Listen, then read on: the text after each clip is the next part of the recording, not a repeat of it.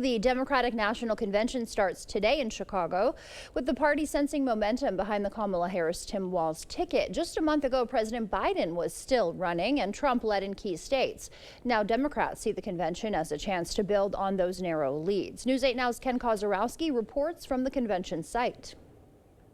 Well, as we await the start of day one of the Democratic National Convention here on the west side of Chicago, we can't help but wonder what a difference a month makes. Just last month, Joe Biden was still running for re-election on the Democratic side, and Donald Trump was leading in polls across key battleground states. Now, Democrats say with the Harris-Walz ticket, they have serious momentum, and they hope to use this convention to broaden those slim leads in key battleground states.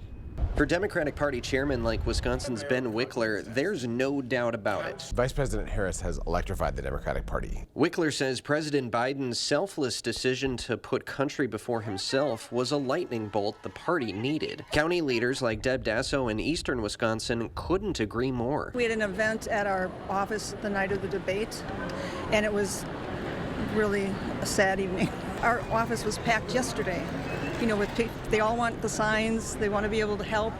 I have not seen energy in this county like this. Dasso works in one of the suburban counties near Milwaukee that have historically won Republicans' elections.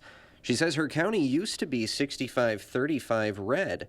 Now it's basically 50-50, reflecting the state's dead heat between Harris and Donald Trump. Right now, the Democratic Party is sitting where the voters are, which is to say opposing abortion bans, supporting efforts to crack down on price gouging for groceries and bring costs down on prescription drugs. And it's the reason why at this moment, I think all the political forecasters say that Wisconsin's likely to be very close, but Vice President Harris has the edge. Part of the edge for Wisconsin voters could be Harris's running mate, Minnesota Governor Tim Walz, a former National Guardsman and public school teacher. This is someone who really connects with Wisconsinites as well.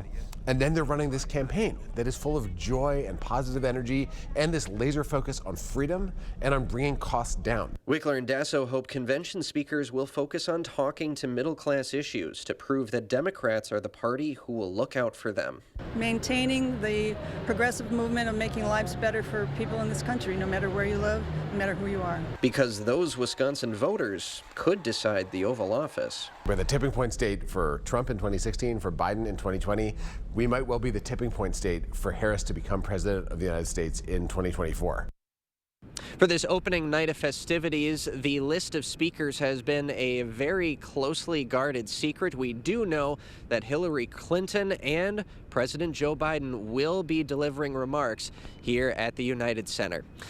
Here in downtown Chicago, I'm Ken Kozorowski for News 8 Now this morning. Alexandra, back to you. Thank you, Ken. And before Democrats went to Chicago for one of the party's biggest events, Transportation Secretary Pete Buttigieg was in Madison campaigning for the Harris-Walz campaign. Yesterday, dozens of people crammed into the EVP coffee shop. At least 50 of them were prepping to go canvass the rest of the day. I feel like we're not so much saving a democracy as we are building one. We're building it together. And that's what you're doing every time you knock on a door. After hearing from Baldwin and Buttigieg, these Democrats said they were energized to go canvass.